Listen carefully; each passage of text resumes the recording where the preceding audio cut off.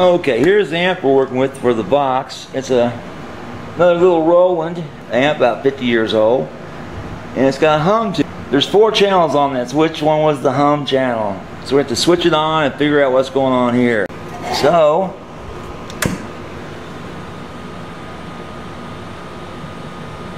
turn this on.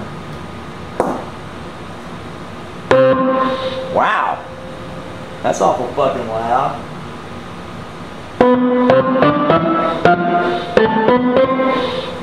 Okay, that's got to come down some, guys. Where is the volume on this? That's not it.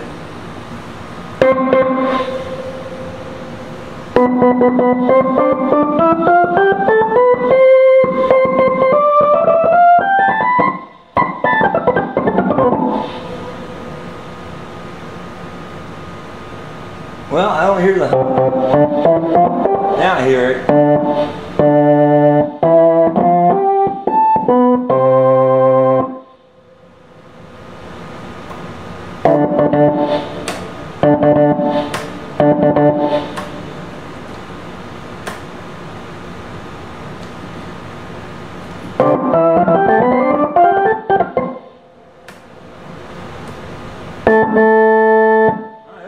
On this thing now. Alright, so it's not the keyboard anymore, it's not continually playing a note. So let's turn this little bugger off. Let's go back in there one more time and see what's going on with it. And as usual, trying to get Roland schematics like pulling teeth. I try to get Roland schematics, guys, for the for the yeah, David, the recorder over there. See that? Now it may be different for an amp, but man, trying to get one for this little recorder here is near impossible. And I'm not going to go through and buy a set of schematics for $100 for this damn amp. I'll probably try to get a hold of the amp doctor and see if he can't send me a set, because he's bound to have a set of these things, as old as this thing is. I'm sure he's worked on one before. So everything's working on the piano, except for the sharp key that's still not there. It's still goo. Damn it. I'm getting real close to finishing this job up with a Box Jaguar and with the Roland double amp here. But I want to test something out. I want to test the guitar on all 4 channels of this amp and see if I can't better diagnose that hiss sound. Because so far I've not been able to isolate it. Anyway, I'm not going to plug a guitar in there and play it without someone's permission, because this amp is dedicated to his organ. So I go and plug a guitar in this thing. He knows for a fact, like, hey, I had some guy plug in 2 years ago and screw something up on it. That's what I want to avoid. Always ask before you use somebody else's gear, especially if it's going to be doing something it normally doesn't do. This stuff is very old, very hard to replace these things, and I don't want to just take it upon myself to plug a guitar in and start playing and have something go beep. Oh yeah, last year Johnny plugged in and screwed the same thing up. Cost me $500 for fix and repair it. That's what you do, guys, when you do repairs like this, especially on antique type things like this. Always ask permission from the owner to do what you're going to do. Tiny thing like, hey, I'm going to blow dirt off of it or whatever. But instead of hanging parts on it and costing this kid money, I want to do some testing on it more. We'll test it, and it comes down to the last resort. I'll start looking at putting parts on this amp to get that hiss to go away. But I don't want to spend more than $60 on parts on this thing, because this kid is not rich by any means. So here we are, guys, waiting for permission to come back via text to the owner saying, give me permission to do it or not. Of course, if he says no, don't do it, it's because something happened before with the guitar plugged into this amp. And that's just the way to be careful, guys. That's always something to do. Always be careful with other people's gear. And if you don't have to hang parts on it just to fix something, don't hang the parts. Fix the problem. Don't just replace parts and say, oh, I'll come across the broken thing sooner or later. Now, I used to do that on my own gear, because I would get in a hurry and frustrated. And they go, oh, fine, just buy a new board and stick it in there. The hell with this.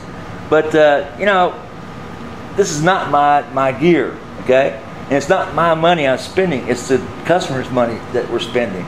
And that's what you do it. That's why you do it right. That's why people come back to me over and over again. That's also why people bring me stuff like this Roland over here. See that? Now, I've never worked on this particular type of thing, but I've worked on PLCs, I've worked on computers, you know, on and off, on and off. And this is not much different than a PLC system, right? Direct contact, direct board. It's very, very simple done. There are some, you know, interesting, you know, twists to it compared to what I've done before, but all still saying, you know, circuits are circuits.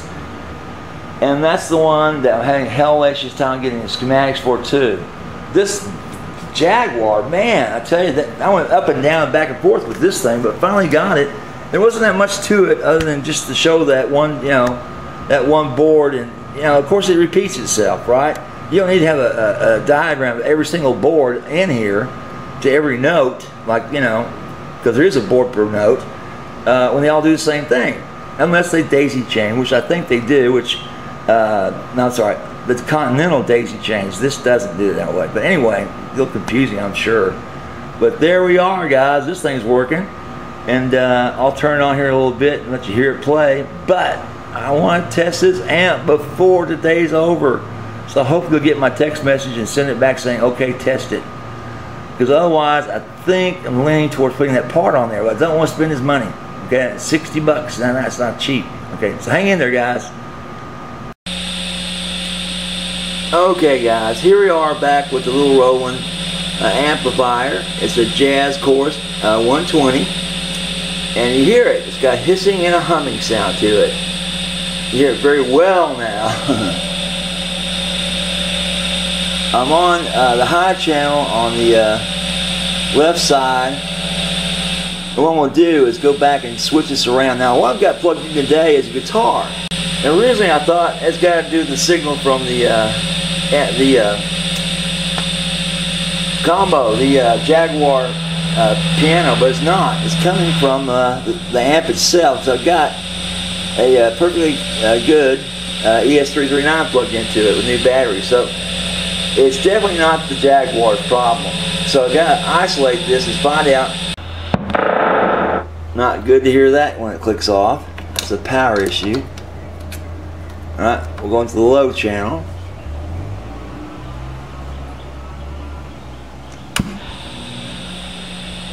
Yep, same thing. Get that hissing sound. Hissing and buzzing. Has nothing to do with the Jaguar. Turn that off again. Alright, we'll go over to this side. Plug that in. Turn that on. Yeah, same thing.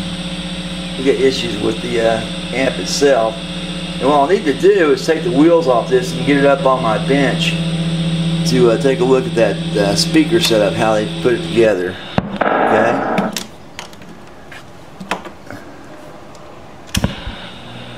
Yeah, it's just funky. Alright.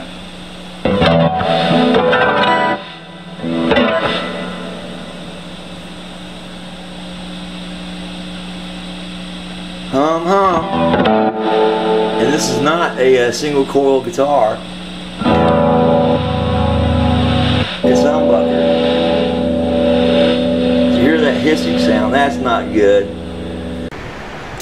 Alright, well here we are at the back of the Roland amp. These wires to the speakers, they have a twist tie that's stapled in here. And you can see that to hold these wires out of the way so it won't get caught or ripped up. And the same type of device down here for the power cord. But that's the one that causes, I think, me to have the most problems. Anyway, hang in there, guys. We'll be back. Back at the Roland again. And what we're looking at are perfectly set up speakers. No problems with grounding. No problems with the way they're connected. No issues whatsoever, guys. But with the research for the last 2 hours, I've come up with 5 different fixes to fix the hiss and noise on these amps. The first being to replace a volume pot, the master volume pot, with a lower value volume pot, which they said eliminated the hiss, which I kind of doubt that would do it. just don't hear it, I guess. Anyway, also, they said to reground the speakers. They also said to change a few things, like every single diode and every cap and every resistor inside this thing. Replace everything in it. That was actually one of the fixes, they said. And after doing that, nothing helped. And the last one was to clean it. Okay? But I've got one for you. What about a noise pedal before your amp, right? Before anything takes place. Like anything you hook into it goes to that noise pedal to help eliminate the noises this amp creates. Because these things, buddy, are famous for creating hisses and noises that drive people crazy. But they're all at such low volumes that when you're playing, like to an audience, you don't hear them. You're practicing in your apartment at low volumes, you hear them, okay? But it's just barely hear them. You have to get pretty close to it to hear it. But that drives people crazy, especially piano players. That drives them really nuts. They have really good ears. So I'm going to go back in here, continue to research this. I've got schematics on it now, and see if I can't find a source that somebody's already found, rather than reinvent this thing, and find out what the heck's going on with this thing. Why are they famous for their hissing? Listen, listen, the cat's a pissing, and it's hissing. And I'm going to find out what the heck that pot's to, no matter what I do. That's not marked on the board, it's not marked on the schematics. I don't see where the heck that is. And I'm going to find out what that pot's for, potentiometer.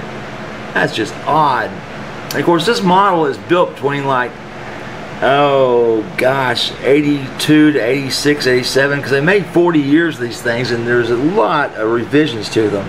But what I'm looking at is like between a 3-year period on this amp, and that ain't easy. Okie dokie. So what I'm going to do next is put it on its side. Oh yeah, I also have this magic thing I do with these very heavy objects, about how I get them to get up on my control, on my repair stand. I have this, most people don't know this, but I've got a special ESP, okay? This extrasensory personality. What I do is I call my next door neighbor and ask him to come help me. I can't lift this thing. So he's there, and I call him at the right time, or I see him coming in from work, I'll ask him to help me lift these things. So I can't lift these heavy damn things onto my repair stand. But always helps to have ESP. Plus, you know, a couple of beers here and there, and helping with his stuff.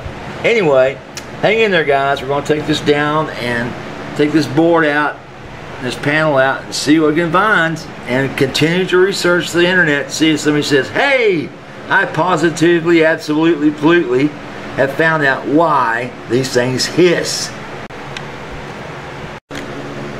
Hi guys, Dave in Texas here, and what we got in front of us today is a little Roland JC120.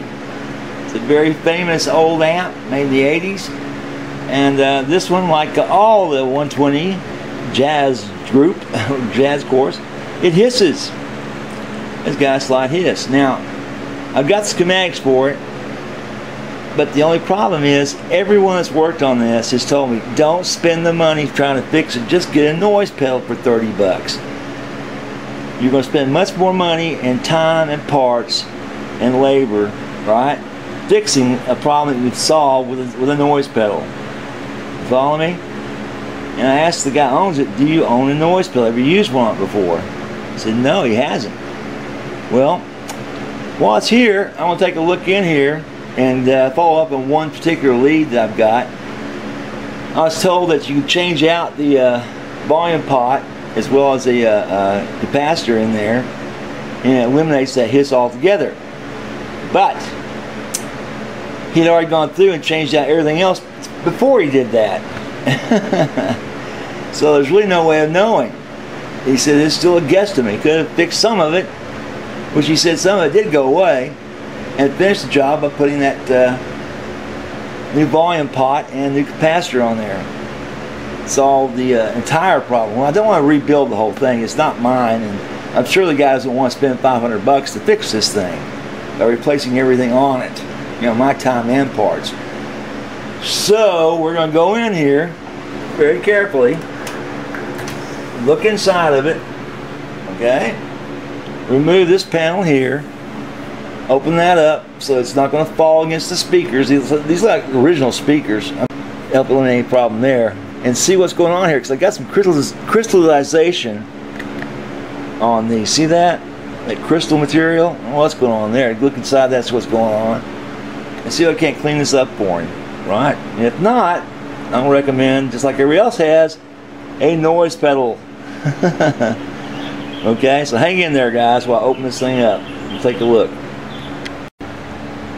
Alright, we're back with the JC120 again, and on closer inspection, guys, someone's been in here before me, and what they did, which is, you know, really crummy to do, they've taken out screws and didn't replace them. Alright, there's 2 or 3 missing here. And I'll see if I can't find something to fit that, but I doubt it. This is very old stuff. So guys, one thing you always remember is keep your parts together in one spot. You know, make sure that spot's safe. And I personally keep them on inside a magnetic pan to make sure they don't go anywhere. And that pan only has the parts I'm working on, nobody else's, just the one thing. Hang in there, guys. We're gonna get back into this and show you what it looks like inside. Okay, well guys, I just got another email from the guy that said he fixed his, and now he says he didn't fix it. Okay, it didn't work after all. A couple days later, the hiss is back again, right? So now, I thought that was the answer. I thought replacing the volume pot and the cap surrounding it, that could be the answer. But he said it's back again. Something happened, something took place, something changed, I don't know what. But I can guarantee you this, I'm not going to go and replace every single item on this guy's board to track it down. That's craziness. You know, that'd be spending $300, $400, $500 worth of parts and labor to settle a thing that a $20, you know, noise gate would settle. That's just, we just can't do this. Okay, I can't do this to this kid. That'd be so unfair. And as it is, that's what I'll be doing, hanging parts on it. Just keep hanging parts until the hiss goes away. And that's just not fair. And so far, no one has an exact answer. It just says these darn things are historically hissy, pissy amplifiers. Damn it. They just come with a hiss. And it's not a loud hiss. You can't hear it when you're playing for an audience. You just hear it when you're practicing. Got it? So, I'm going to finish cleaning this up a little bit on the inside and put it back down on the rack, and that's it. I'm going to tell him buy a noise pedal. It'd be so much better off, cheaper to accomplish, and not spend a ton of money on this amp. Because, heck, you can sell these things as is with the hiss. Everybody knows about them. If they want one, they're going to have to live with the hiss. That's all there is to it. Just craziness. Anyway, any questions about this or anything else, stay in Texas. Bye.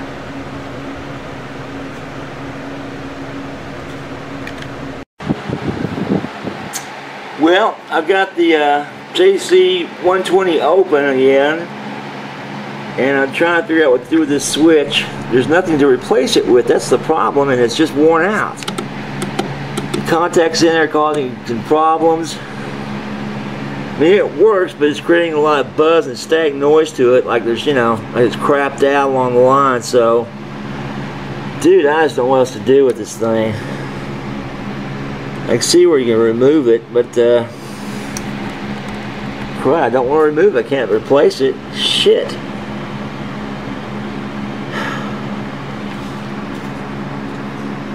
Well, that's not a problem. Those are all in good shape.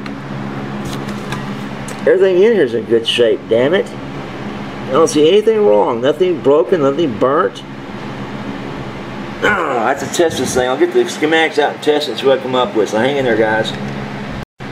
Well, with nothing else left to try on this, testing it, I just went in and sprayed some deoxit on the course control potentiometer. This one is separate. It controls the course values, and it's brother, I am really confused. I don't see anything wrong with this thing. All the test points, all the things have the proper values. It's just confusing. It really is. So after spending 3 hours going through this chassis, I can't find a damn thing. I can't find anything wrong with it. It's like, where is the problem with this thing? If it's not the switch, I don't know what else it could be. You know? So, I think I was going to put it back together and say I just can't fix this thing. I just can't do it. And I've tried everything I could think of to do it, and everything on it checks out. So, hell if I know. It's puzzling as hell. Hang in there, guys. We'll get back together again and see if that spray cleaning out that pot helped any at all. I kind of doubt it, but anyway. Any questions, give me a holler. Dave in Texas. Bye. Hi guys, Dave in Texas here, and what I do on these amps and these pianos and these boards and these foot pedals, I do before I turn them loose back to the owner. I show that they're in working condition, you know, no worse for the wear. This one I managed to fix a little bit, not much. I'm going to be happy with it or not. If he's not, I just won't charge him for it. But I managed to get some of that really bad noise out of the chorus and the reverb. And let's hear this. It still has a hiss to it. They're famous for their hiss.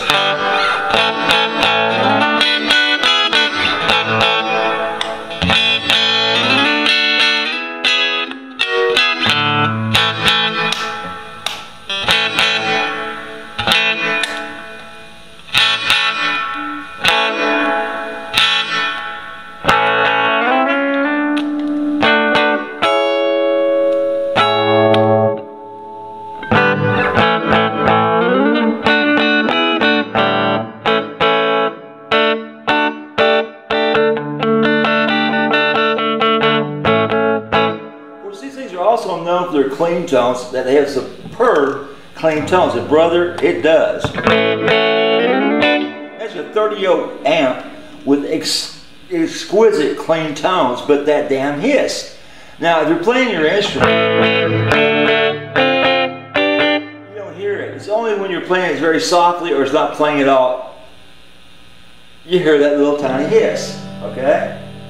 Like I said, these JC choruses 120, they're known for the JC 30-year-old amps or Roland, they're known for the hiss. It's a design flaw, okay? And unless you want to rebuild the whole thing, the entire board, with new parts, that's the only answer I got. And then the guy told me he even replaced the volume pot on both volume pots and still had a little bit of a hiss to it. So it's like, that's just useless, guy. I can't do that to this kid. I can't spend all his money and then tell him, oh, it's going to have just a little bit less hiss.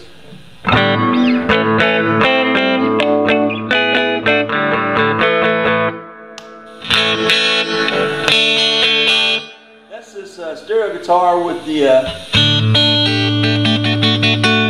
acoustic built in playing.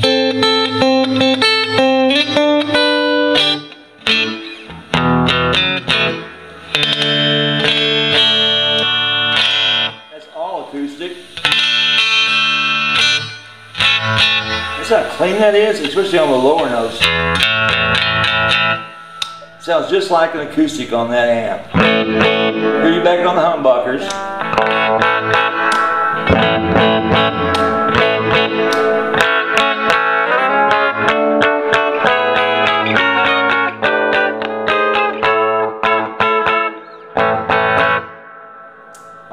Let's try it again now. I had it working a minute ago. I hope it still works. When I put on the chorus, it wasn't playing that nasty, nasty sound that came out of it before. So let's try it. Here we go. No.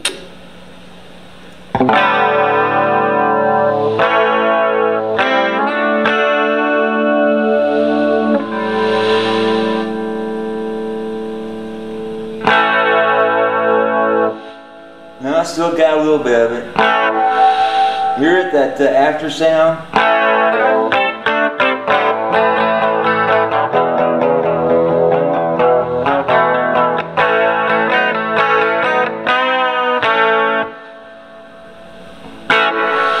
Hear it?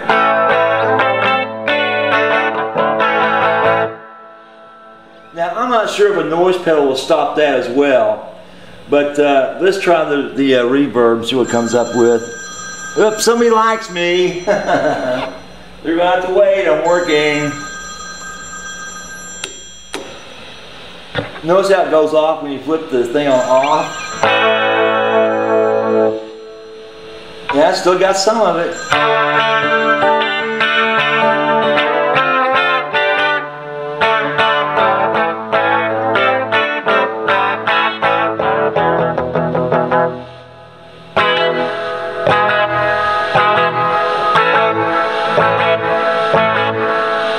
Alright, I don't know what to do for this kid. I'm not going to charge him for all the work I did on this amp, and I spent goddamn 40 hours working on this amp and that pedal, and I didn't get them right, so I just can't charge him for it. No parts were spent on the amplifier. Spent some money on the pedal, not much, but most of it was just solder, going back over solder spots I thought may look weak that would answer the issues with this goddamn hiss. That afterness.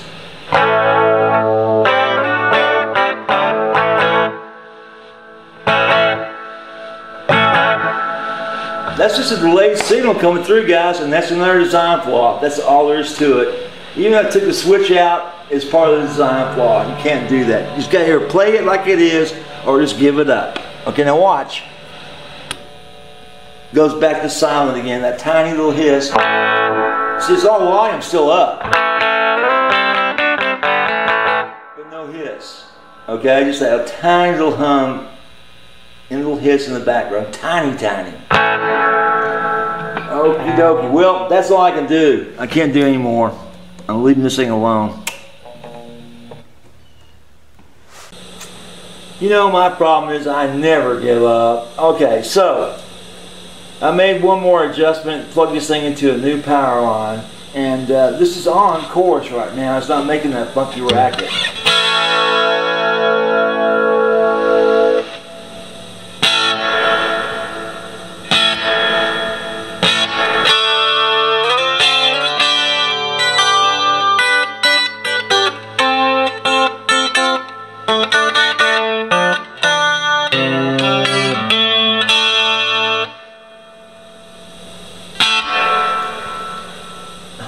No afterbirth.